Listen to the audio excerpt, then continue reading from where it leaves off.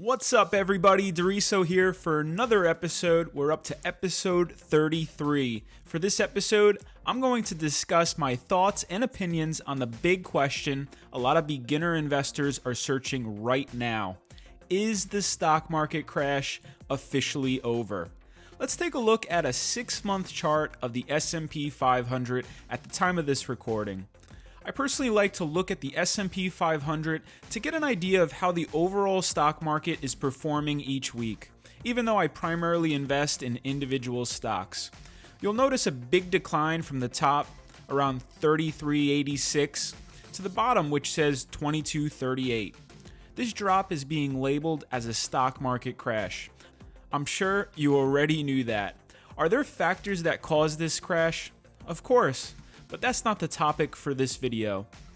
At the time of this recording, the current price of the S&P 500 is $28.36. That means if I had the worst market timing ever and started investing in the stock market or S&P 500 at the peak or highest point on your screen, I would have seen my stock portfolio balance go from around $3,300 to $2,200 in a matter of a few weeks.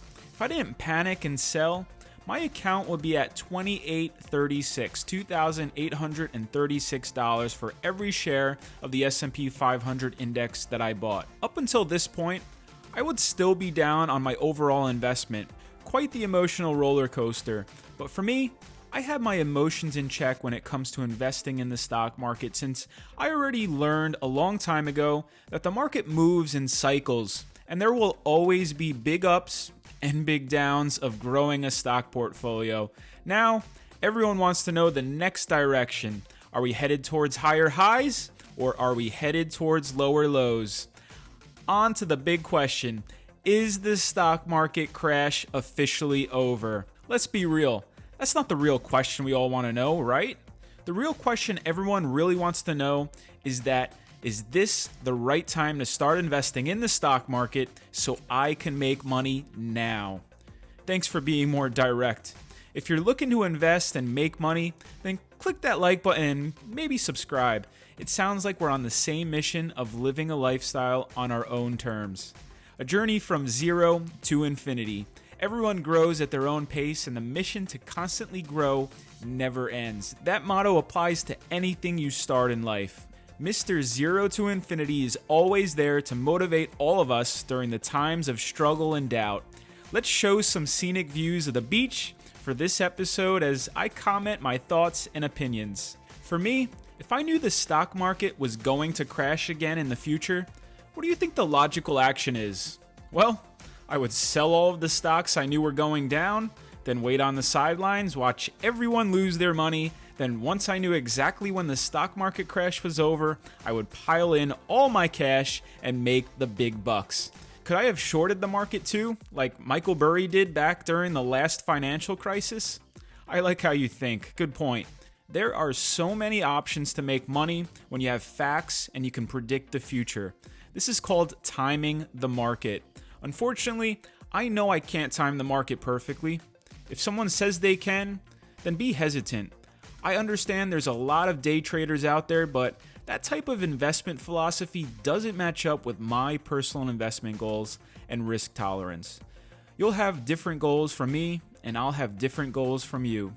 If you've been following along with these episodes, you already know I've been investing in individual stocks and started one of my stock portfolios here on YouTube at the beginning of this year in 2020, starting at zero. What a time to start. Looking back, many people may think that starting an investment journey during a stock market crash must have been the worst time to start. Well, for me, I looked upon the stock market crash as an opportunity to continue to buy stocks while others were selling. I wasn't just buying random stocks. I was buying stocks I believe will grow in value over the next 5, 10, 15, 25 plus years. Why such a long time frame? Well, I'm in no rush. I don't need to make quick money today so I can sell and use the profits to buy a pair of shoes or a Gucci shirt.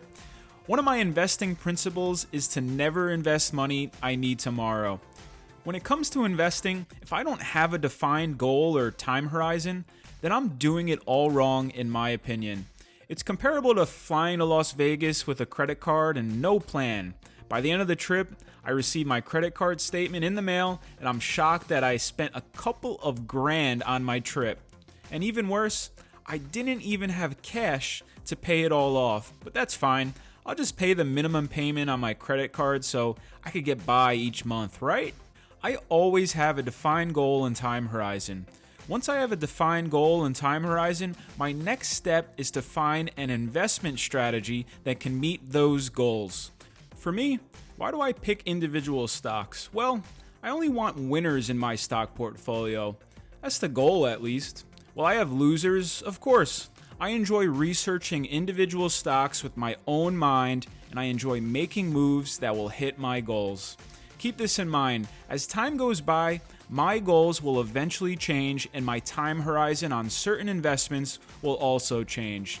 So back to the main question. Is the stock market crash officially over? Is there going to be another crash coming? Crash round 2? As I mentioned, I don't have that answer, but I do know that if any of my stocks in the stock portfolio on your screen fall in value, I'll be looking to lower my cost basis, especially since the value is only around $4,100 at this time. I have yet to sell any of my stocks up until this point in the portfolio on your screen. I look upon investing in the stock market as a never-ending journey from zero to infinity. I want to continue to be a part owner of stocks and companies that I strongly believe have growth potential to make me money. As mentioned earlier, never follow anyone else's stock picks. Do your own research. Use your own mind to make your own money. Right now, I'm a part owner of the freelance industry with Fiverr International. I'm a part owner of a brand called Apple, which sells a product that may be in your hand or on your lap right now. I'm a part owner of Barstool Sports with Penn National Gaming. And I'm a part owner of Starbucks, which is a company that sells coffee. A big earnings season is approaching. Apple and Starbucks are scheduled to report earnings this week, so you already know I'll be listening to the conference calls and reviewing the financial reports, including balance sheets, cash flows, and income statements. I know, boring stuff, but I like that stuff. This is another reason I prefer individual stocks. Imagine investing in an index fund with hundreds of stocks. While I have time to review the earnings reports and listen to the conference calls for each and every stock, I personally believe I have to stay on top of all of my stocks. The only way to do that is to constantly read and learn about my stocks on a regular basis. I'm just an individual investor, maybe like you, and I don't have a huge research team to do the homework for me. To conclude this episode, if there's another stock market crash, I'll be ready. If the stock market continues to recover, I'll be ready. I'll be in the trenches trying to figure out the best place to put my money to work so I can enjoy life on my terms and maybe sit on the beach for a couple of hours when I want. One of the best ways to make my money work for me is through the stock market. I invest in companies that have a CEO and management teams with employees all on a mission to grow the company.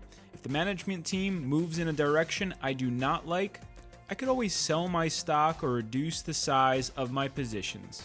The name of the game is building up assets at your own pace.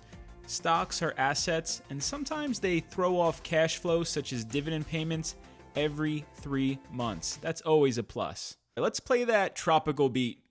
As always, this episode is not intended as investment advice. Do your own research prior to making any investments. Read the disclaimer on your screen fully.